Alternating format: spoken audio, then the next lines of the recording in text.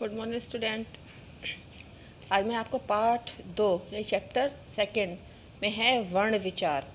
Topic है आपका वर्ण विचार, उसके बारे में बताऊंगी।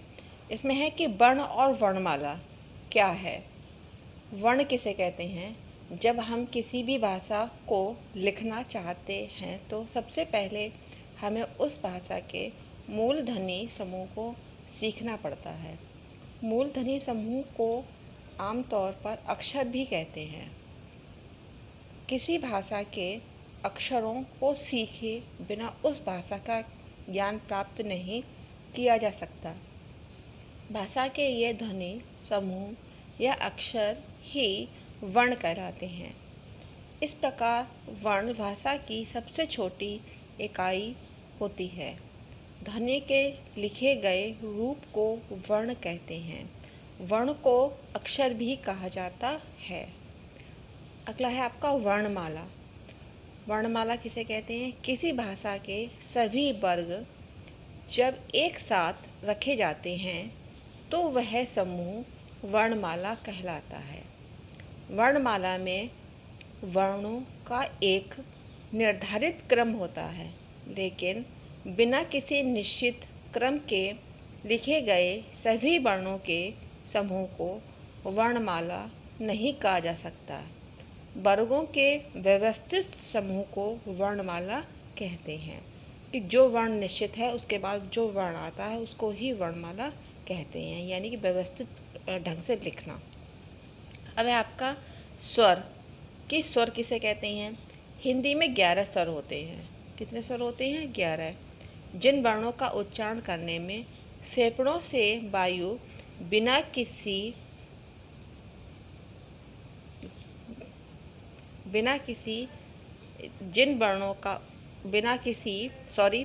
रुकावट के मुख से बाहर आती है, उन्हें स्वर कहते हैं।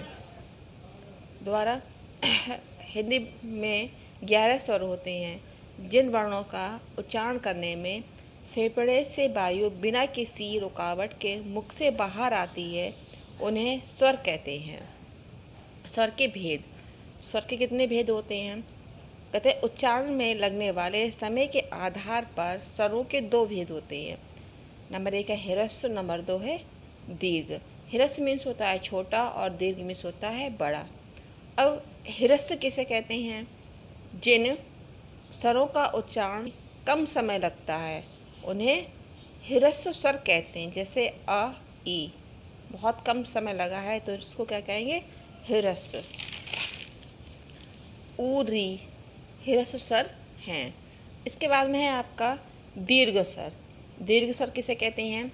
जिन स्वरों का उच्चारण करने में ह्रस्व स्वर से दुगना समय लगता है, दुगना मीन्स ज़्यादा, उन्हें दीर्घ स्वर कहते हैं। जैसे आ, ई, ऊ, ए, ऐ, ओ, औ, ये क्या है? आपके दीर्घ स्वर हैं।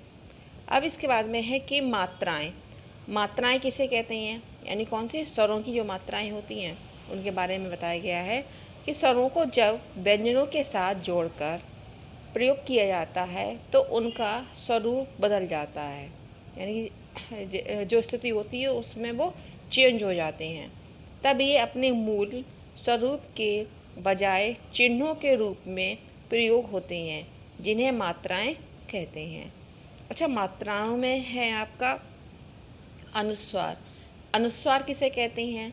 अनुस्वार का प्रयोग व्यंजन वर्ग के पंचम वर्ण मीन्स मतलब 5वें, जैसे ण, वा, ण, न, मा के स्थान पर बिंदु के रूप में किया जाता है। अनुस्वार का उच्चारण उसी पंचम वर्ण की तरह होता है, जैसे कंबल, रंजन आदि। ठीक है। इसके बाद में है आपका अनुनासिक। अनुनासिक में क्या है? जो चंद्रबिंदी लगती हो उसे बोलते हैं अनुनासिक। अनुनासिक को चंद्रबिंदु भी कहते हैं, जिसका उच्चारण करते समय वायु नाक और मुख दोनों स्थानों से निकलती है, जैसे आँख, चांद, कांपना, अंधेरा, हंसी, जहां, मह, गाँव आदि। ये आपके होगा अनुनासिक। इसके बाद में इसी में और है पढ़ाने के लिए, वो हम आपको अगले टाइम पे पढ़ाएंगे। Thank you.